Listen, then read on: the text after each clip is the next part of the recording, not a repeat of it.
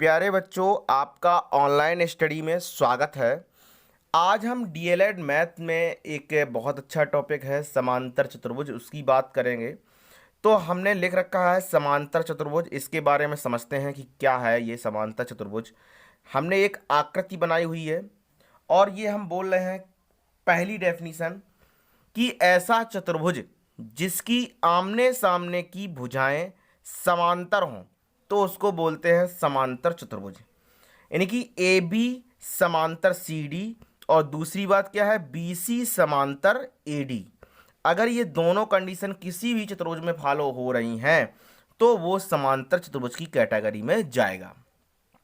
दूसरी डेफिनेशन कि यदि किसी चतुर्भुज की आमने सामने की भुजाएं बराबर हैं, ए बी बराबर सी डी और दूसरी है बी सी बराबर ए डी।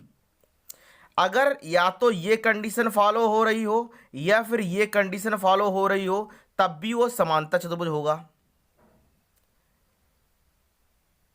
तो इस तरह से हमने समांतर चतुर्भुज की दो डेफिनेशन आपको बताई। पहली डेफिनेशन कि आमने सामने की भुजाएं समांतर हों, दूसरी डेफिनेशन आमने सामने की भुजाएं बराबर हों।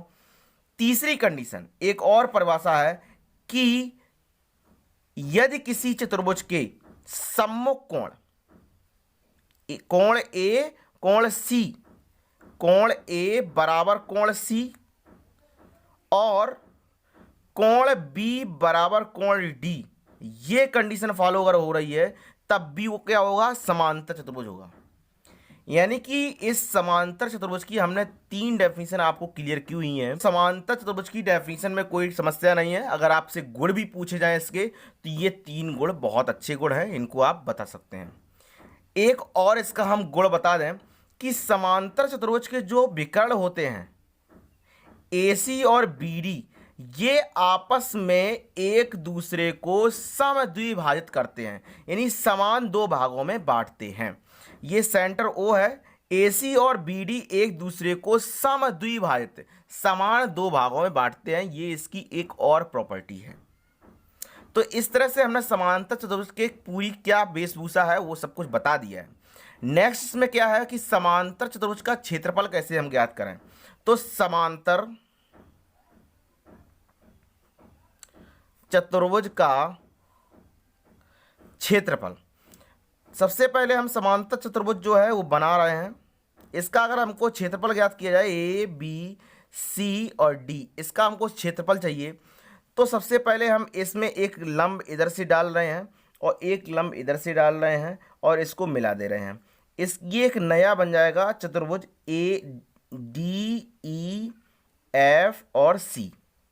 जो इस समांतर चतुर्भुज का क्षेत्रफल होगा वही डी ई एफ सी का होगा। क्यों होगा?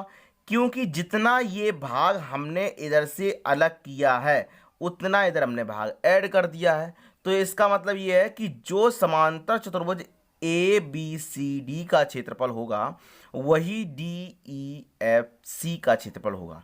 मतलब ये है कि अगर हमें समांतर चतुर्भुज का क्षेत्रफल ज्ञात करना है तो इस तरह से हम ड्रॉ करके आयत का क्षेत्रफल ज्ञात कर लें तो हमको समांतर चतुर्भुज का क्षेत्रफल ज्ञात हो जाएगा। ये आपका पहला तरीका है। दूसरा तरीका क्या है कि ये आपको समांतर चतुर्भुज है, दिया हुआ है ए बी सी डी। आप क्या करिएगा कि ए बी पर एक लंब डालिए सी डी भुजा से। ए बी के समांतर सी डी भुजा है तो ए बी भुजा ले लीजिए और जो सी डी भुजा इसके समांतर भुजा से डाले गए लंब की लंबाई है, मान लेते हैं डीएम है, तो इन दोनों का अगर हम गुणा कर दें तो ये आपका समांतर चतुर्भुज का क्षेत्रफल हो जाएगा। यानी कि दो तरीके हमने समांतर चतुर्भुज के क्षेत्रफल के हो गए। तीसरा तरीका क्या है, अगर समांतर चतुर्भुज का क्षेत्रफल पूछा जाए तो तीसरा तरीका क्या होगा कि अगर विकर्ण दिया हुआ है तब कैसे निकालेंगे।